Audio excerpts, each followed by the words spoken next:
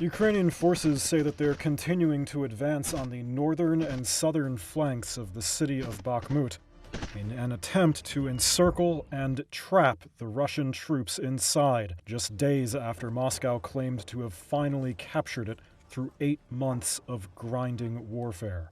And the developments are now giving both sides reasons to claim that momentum is in their favor, in a landscape Ukraine's President Zelensky has recently compared to the atomic bombing of Hiroshima.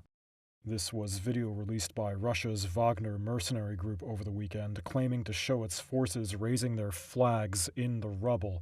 Reuters was able to verify the drone views, but not when it was filmed.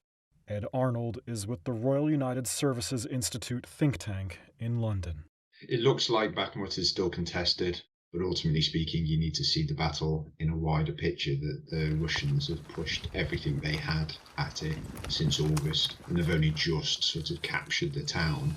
But equally, when you look at the imagery, I mean, there's nothing left of the town. It's a very insignificant point on the broader map, and actually what's really been it's all been about is to try and fix each fort so that they can't fight in other places within Ukraine. And the issue now is that the Russians will just find themselves in an area that they might not even be able to stay in long term because the infrastructure does not exist. So then the ability to then keep the city in their hands and then continue further west is going to be very, very difficult.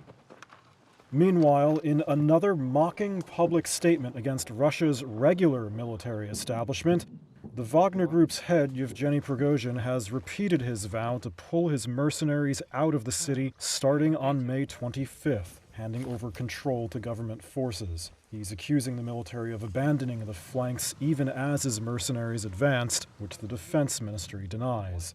The coming weeks will show just how much the massive losses of life in Bakhmut have impacted the wider war.